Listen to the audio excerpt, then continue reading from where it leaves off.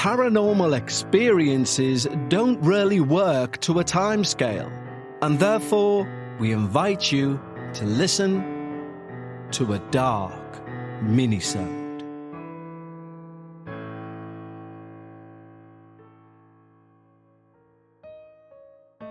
Hello everyone, and welcome back to another dark minisode. Firstly, thank you as always for your feedback, your comments, and of course your content, which keeps the show going.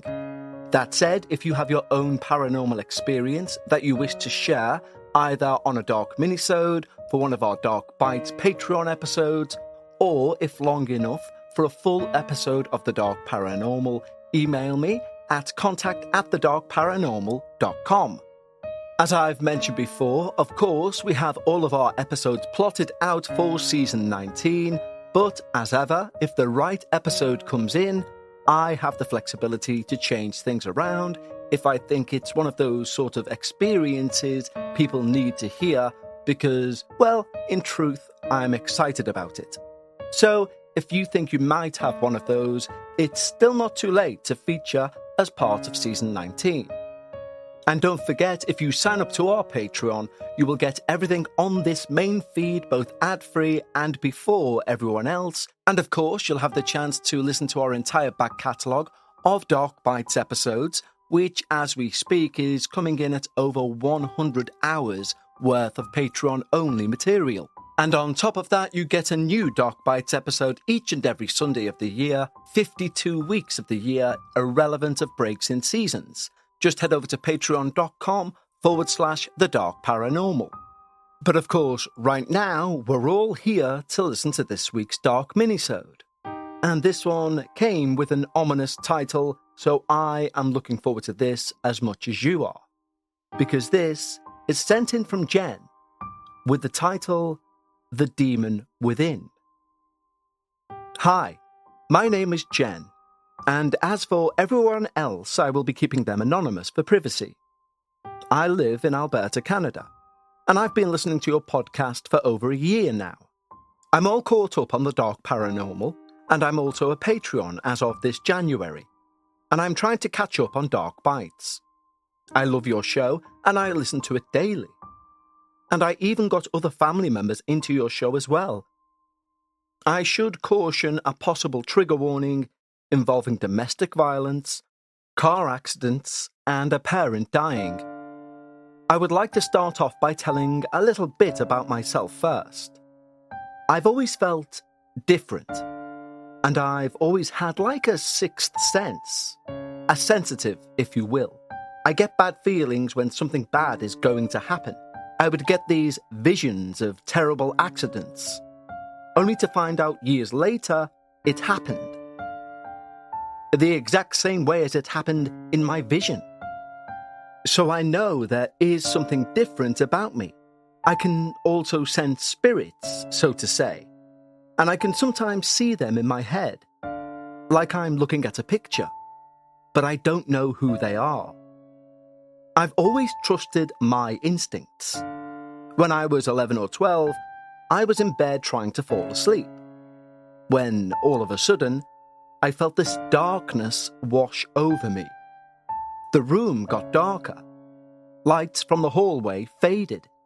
I was so scared. It was almost crippling.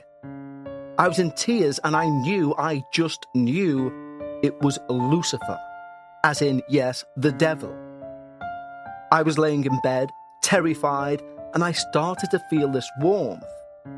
And almost as fast as the darkness appeared, it disappeared.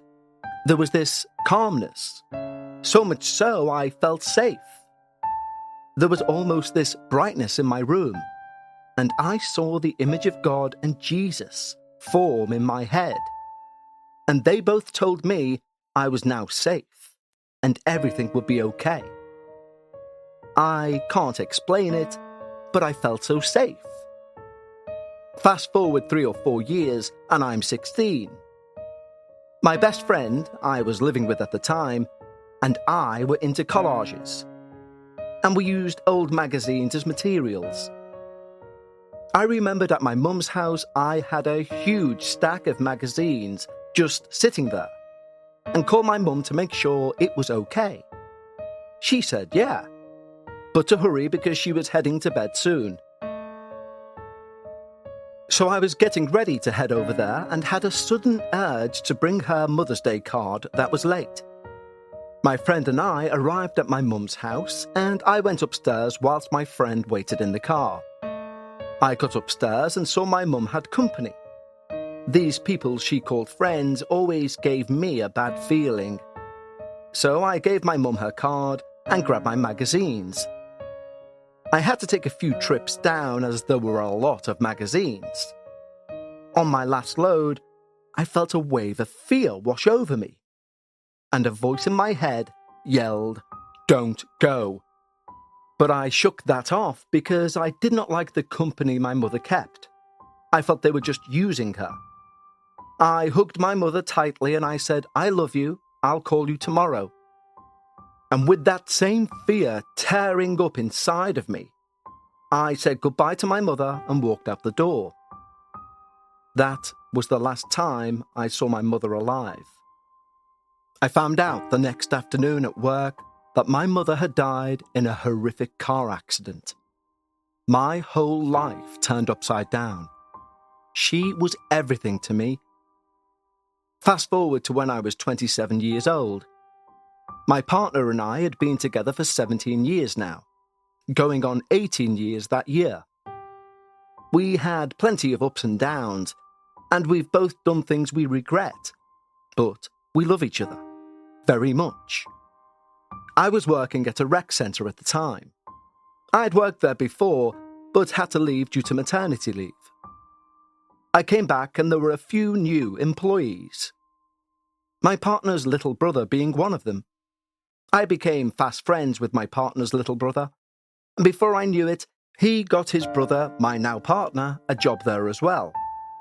I was driving his brother home one day, and we were talking when he told me his brother played WoW, or World of Warcraft, and I was always playing that game as well.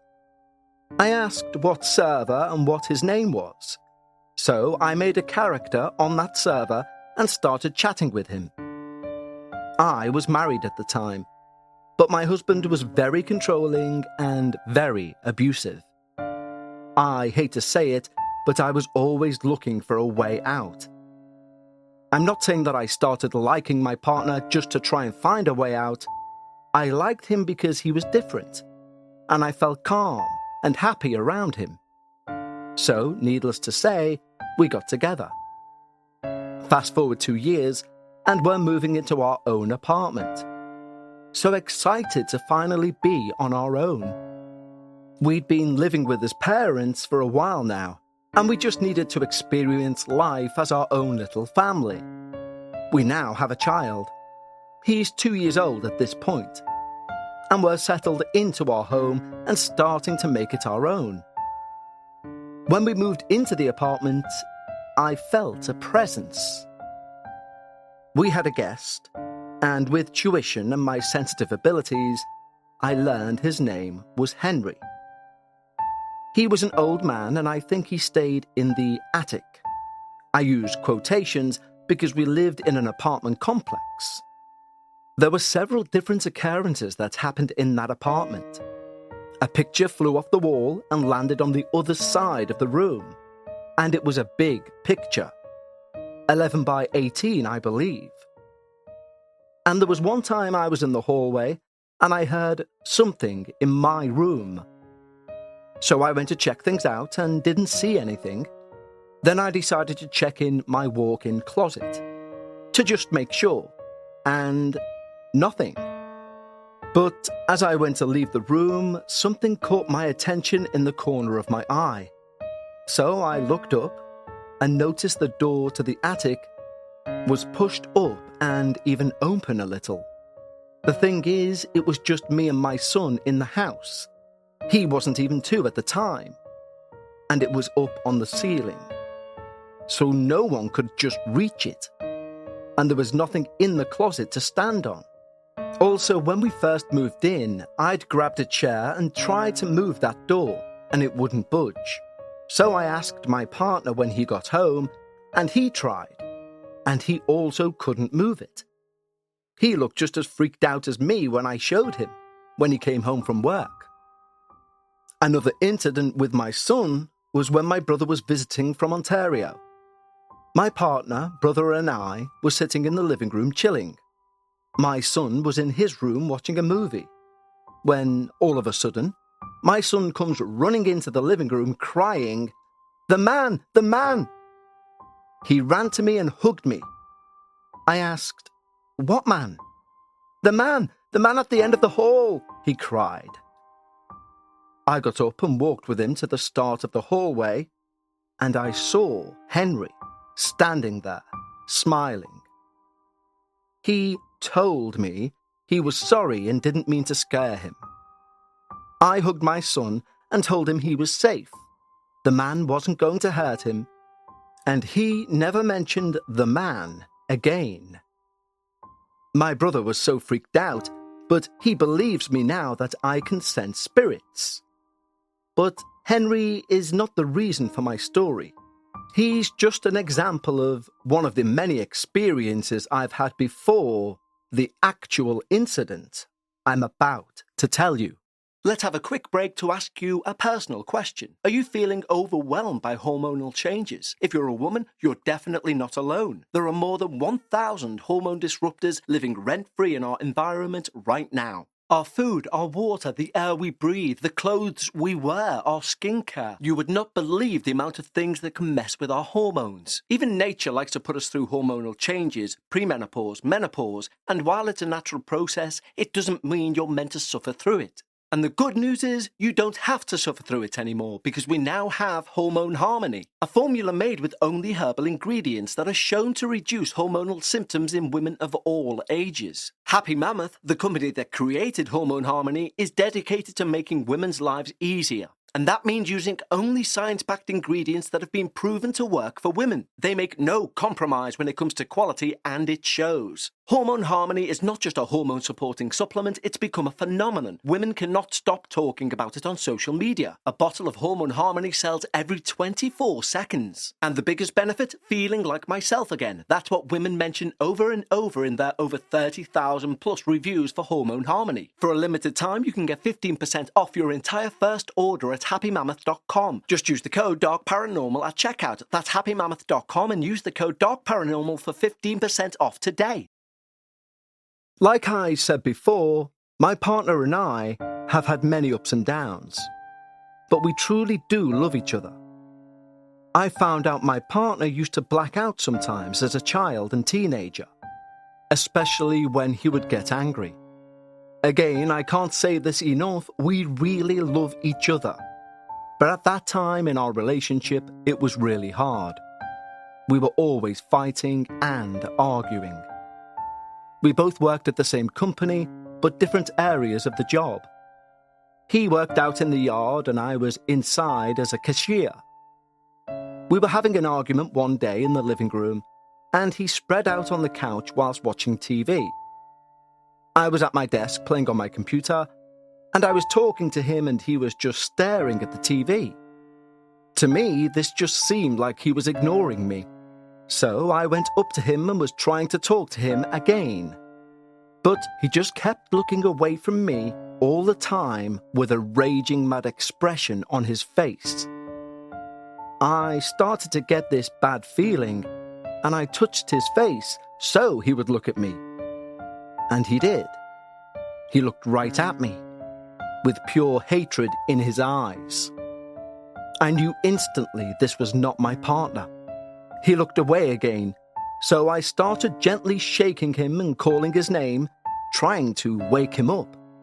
And after a few shakes, he slowly shook his head. I asked if he was okay, and he said, "Yeah, just tired." And he said, "I'm going to lay down in the room." So I let him go. But I was worried about this feeling I had. So a short while later, I went in to check on him, and he was writing something on his arm. I asked what he was doing, and he didn't reply.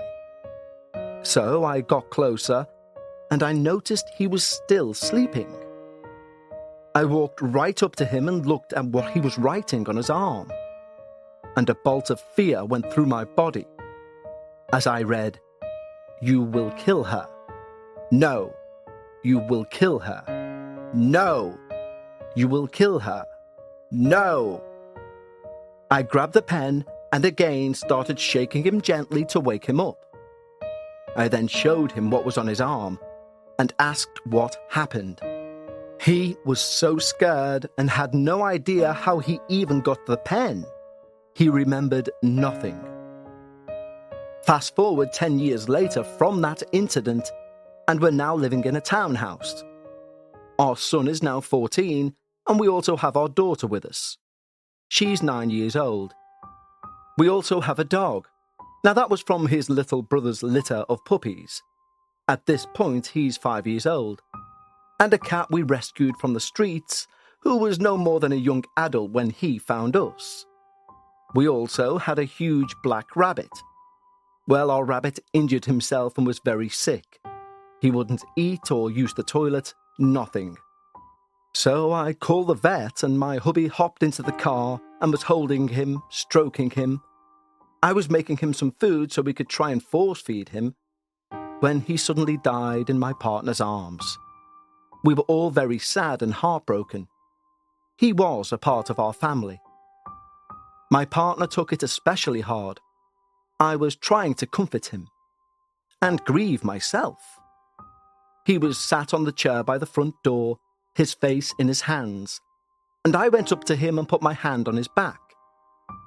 I proceeded to walk past him to go upstairs for something, and he reached out and tried to grab the back of my leg really hard. I felt his nails scrape my leg. I turned around to see if maybe he needed me or something else, and he grabbed my leg again. But this time he held it and was squeezing really hard, digging his nails in. I told him he was hurting me, and he let go and got up and just stood there, glaring at me again with pure hate. During this trance, he kept saying it was my fault. I again called his name, but then he grabbed my neck and wouldn't let go. I kept calling his name, grabbing at his hands, squirming as he was picking me up higher, trying to get him to let go, but nothing worked. I yelled for my son, thinking that maybe that would snap him out of it, because the man that was holding my neck was not my partner. He would never hurt me. It was this damn demon. He let go of me, shook his head, sat down on the chair again. I gave him a gentle shake and asked if he was okay, and he looked at me and said, "Yeah, why?" with a confused look. This is the first time that the demon in him had tried to hurt me.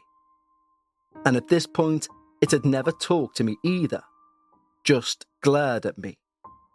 Fast forward 2 years later, and we got into a huge fight. I hurt him really bad. We were arguing a lot about it. He started drinking, and he wasn't really much of a drinker, just a beer here or there. But he started drinking to the point where he would be wasted and keep going. During one of these drinking binges, he began glaring at me again. I kept calling his name and shaking him, but he just wouldn't stop looking at me as if he wanted to kill me. I'd be able to get him back to normal, joking and laughing again, and then suddenly he would go all quiet again and back to glaring at me.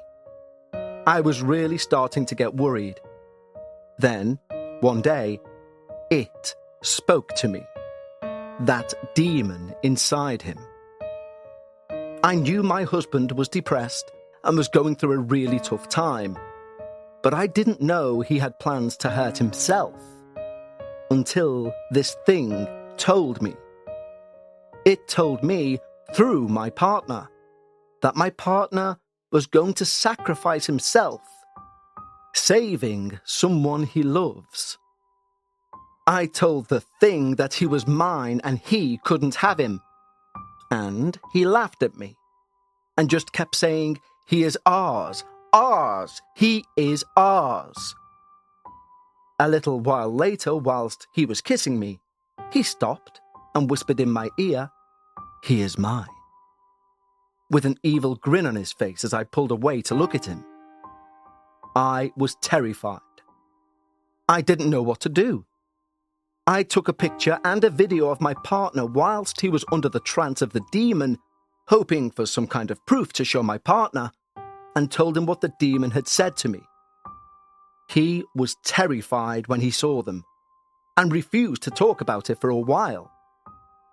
Though he did admit to me later on, he did want to kill himself. To save me. I also forgot to mention I tried asking this demon what its name was, and all it told me was Jaguar. But my partner was drinking a type of vodka with a Jaguar on the front, and the demon was looking at the bottle when it answered me. So I don't know what the demon meant by that. I've not seen the demon again since that incident, but I did receive texts from the demon through my partner while I was visiting family in Ontario.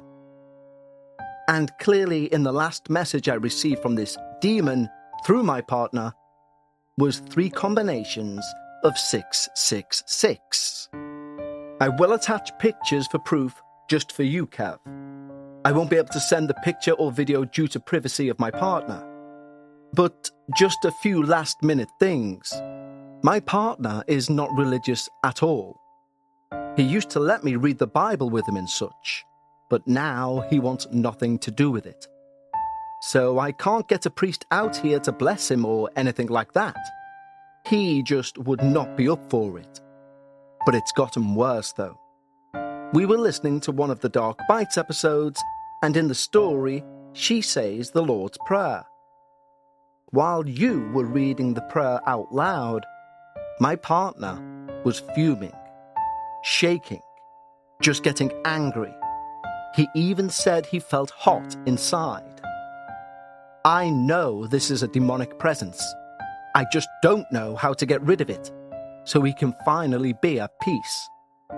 If anyone listening has any ideas, please let me know.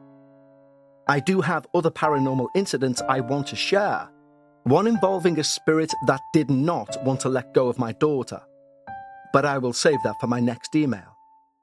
Thank you for taking time out of your busy day to read this, Kev. And I truly hope you do get to read this on the Dark Paranormal. If it's long enough, of course. Otherwise, Dark Bites or a Minisode. Thank you again for your show and all you do for your listeners. You are truly a wonderful person. I love your show so much. Best wishes, Jen. Well, Jen, thank you, especially for the flattery at the end there. You may have heard a bit of a lilt in my voice because I'm not a fabulous person by any stretch, but I do appreciate the compliment. Thank you very much.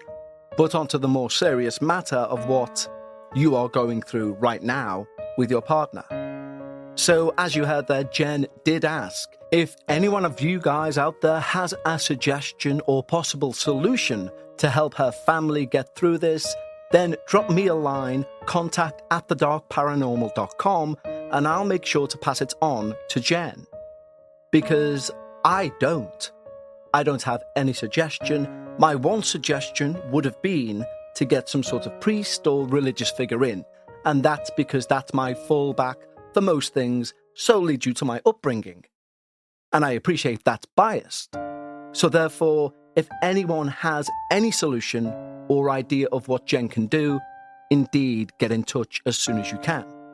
But Jen, thank you for your honesty, and please do send in your other submissions about your paranormal experiences, because I know that I, and I'm sure our listener base, would love to hear more of your paranormal experiences if they're anywhere close to as terrifying as this particular one appears to still be. You have nothing but my best wishes and prayers going forward. And as I say, if you think you can help Jen, let us know. But until next time, thank you for joining me on this Dark Minisode. Until next time, Take care.